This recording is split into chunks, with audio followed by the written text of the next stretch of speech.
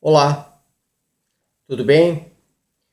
Eu sou o Dr. Aníbal Lozano, mais conhecido por Dr. Lozano. Sou advogado especialista em direito previdenciário e direito médico e da saúde, pós-graduado. Hoje vamos tratar de um assunto de grande importância, ou seja, de suma importância aos aposentados por invalidez e àqueles que estão afastados por doença. É que no dia 4 passado, agora é dia 4 de maio, cessou o prazo para a marcação das perícias junto ao INSS. Entretanto, você ainda tem mais 60 dias, ok? Nesse primeiro momento, você corre o risco de ter seu benefício cessado, não cassado, né? Entretanto, um advogado especialista ele consegue reverter essa situação, obtendo novamente, ou seja, convertendo esse benefício, fazendo uma reversão dessa situação. Pois bem, cumpre dizer que você está aí totalmente perdido, você não sabe o que fazer, não sabe o que apresentar e nem sabia que esse prazo corria, até porque esse prazo foi publicado no Diário Oficial e como ninguém leu o Diário Oficial, até porque foram mais de 196 mil nomes e ainda restam praticamente mais de 116 mil que não atenderam a designação, a determinação da Previdência Social, mas vale dizer de que, embora de uma forma na surdina, pode-se dizer assim, a Previdência agiu da forma dentro da lei, mas nada que não se possa mudar, ok? Vamos lá.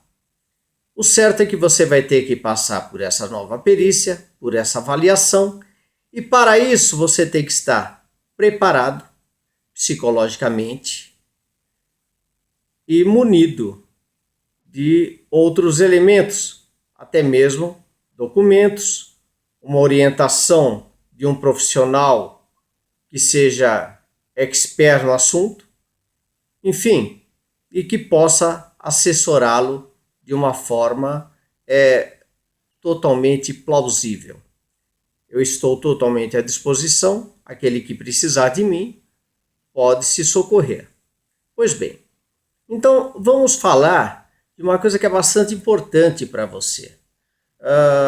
Sempre que você vai ao médico, dessa vez você vai passar por uma nova avaliação e incorrendo no risco de ter o seu benefício indeferido.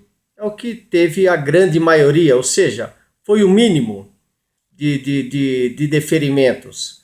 A maioria, de uma forma assim maciça, tiveram seus benefícios totalmente indeferidos, mas ainda cabem outros pleitos no âmbito administrativo, judicial, enfim. Não se desespere de imediato. Mantenha calma, simplesmente faça as coisas da forma que devem ser feitas. Eu vou estar lhe passando algumas informações de como você deve proceder na perícia, quais são os seus direitos, os deveres do perito, enfim. Você vai estar, pelo menos, vai ter uma base, ok? Não vai ser um elemento surpresa. Então vamos falar da perícia, né? A perícia médica. Essa perícia médica, ela se caracteriza como ato médico, porque exige um conhecimento técnico pleno de um profissional médico, um profissional da medicina. Tá? Ela é uma prova técnica em procedimentos tanto administrativos quanto judiciais, e que deve ser realizada por um médico regularmente habilitado, que é o perito, né? Tudo isso tem que seguir um código de ética médica, né? Embora você vai passar pelo médico e você vai ver que o médico ele vai atendê-lo no máximo em 5, 6 minutos. Enfim, o perito do INSS é um médico concursado, porém não necessariamente ele tem que ser um especialista em alguma das áreas da medicina. Muito embora ainda tenha especialista, mas nenhum perito e ninguém é especialista em todas as áreas. Nenhum advogado é especialista em tudo, nenhum médico é especialista em tudo, ok? Mas o perito do INSS, ele, a bem da verdade, ele é um perito de função, ok? Ele não é um perito de formação. Qual a diferença disso? O perito de função é aquele que presta um concurso e passa a exercer uma função pública, certo? O perito de formação é aquele que é indicado judicialmente, ou seja, ele é indicado pelo juízo, pelo juiz. Ele normalmente diverge no sentido. O perito de formação é aquele médico formado, é aquele médico professor universitário, né? É aquele especialista. Estamos falando agora do especialista. Ele é especialista numa determinada área. Você tem um problema cardíaco, você vai passar em juízo pelo médico especialista em coração. Você tem um problema de rins, você vai passar por um nefrologista. Ok? Ficou claro? Então é assim. Enquanto que o perito do INSS, ele é um generalista. E ele tem que exercer essa perícia, tem que realizar essa perícia em menos de 6 minutos, ou seja, na batida do relógio. Tá? 6 minutos ninguém realiza uma perícia. 6 minutos não se faz nenhuma anamnese, que é a história do paciente. 6 minutos eu não cumprimento uma pessoa, quanto menos diagnosticar. Mas vamos lá. Dentro dessa terra de absurdos, vamos falar o que é vedado, o que é proibido a ele, né? Ao médico, ok? Em primeiro lugar, uma vez que sejam solicitadas as cópias dos prontuários, né? do prontuário médico, o prontuário é realizado pelo perito médico, isso não pertence ao médico, isso pertence ao paciente. Então, o paciente, ele pode e deve exigir cópia desse prontuário, né? Negar ao paciente acesso ao seu prontuário ou deixar de fornecer cópia quando solicitado, bem como deixar de dar explicações, as explicações necessárias à sua compreensão, isso é vedado, ou seja, é proibido.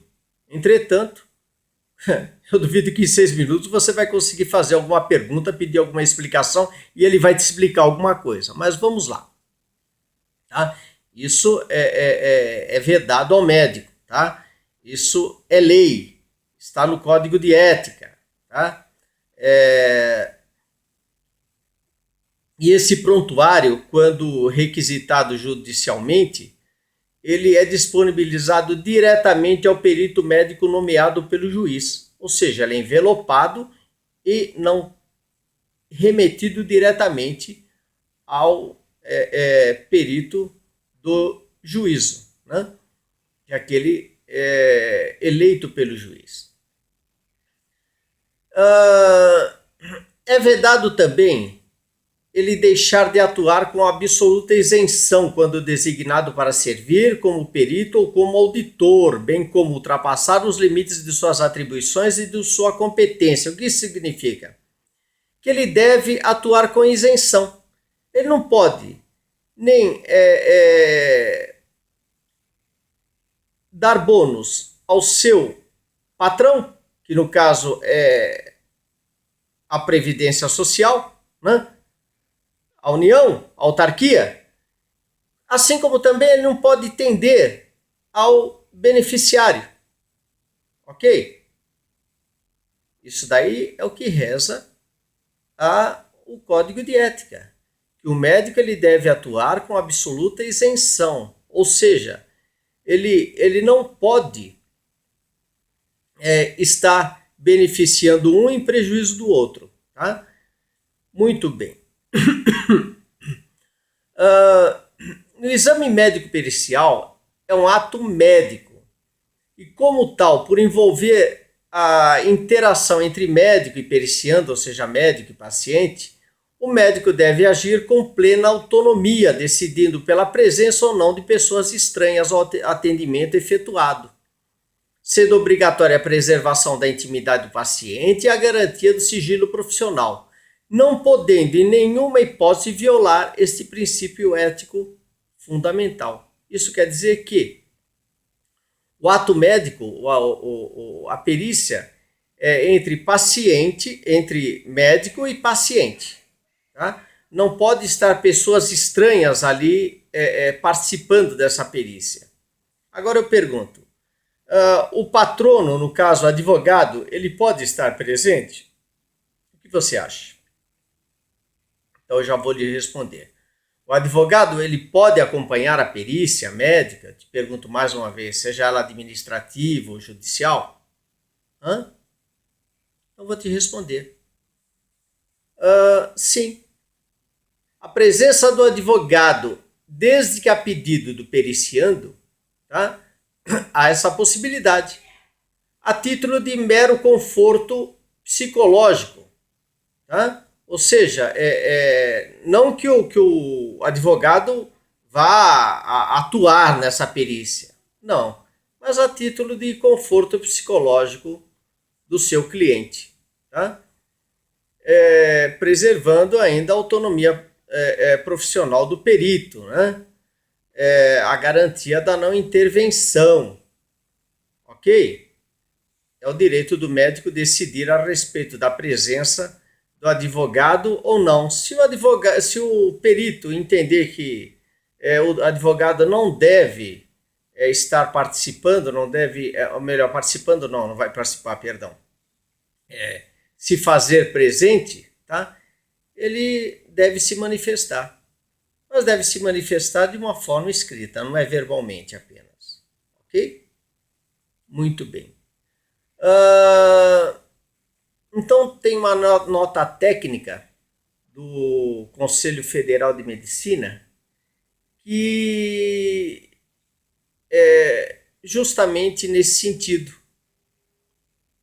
É uma nota técnica e que eles entendem que o advogado no exercício da sua profissão tem direito assegurado pelo estatuto da própria OAB, que é a Lei 8.906 de 94, é de se fazer acompanhar do seu cliente quando solicitado nos exames periciais em âmbito tanto administrativo quanto judicial. Ok? Limitando-se apenas a dar conforto e segurança jurídica ao periciando com a sua presença. Muito bem, ele não pode interferir, nem opinar sobre o comportamento do médico, enfim, mas ele tem o direito de se fazer ali presente e eu vejo que pelos estatutos nada pode impedi-lo. Ok? E consigna que também o exame pericial é um ato médico, muito bem. Assim, na hipótese do médico perito ele se sentir de alguma forma pressionado pelo advogado, né? Quem esteja acompanhando o periciando, assiste o direito dele de fundamentar, né?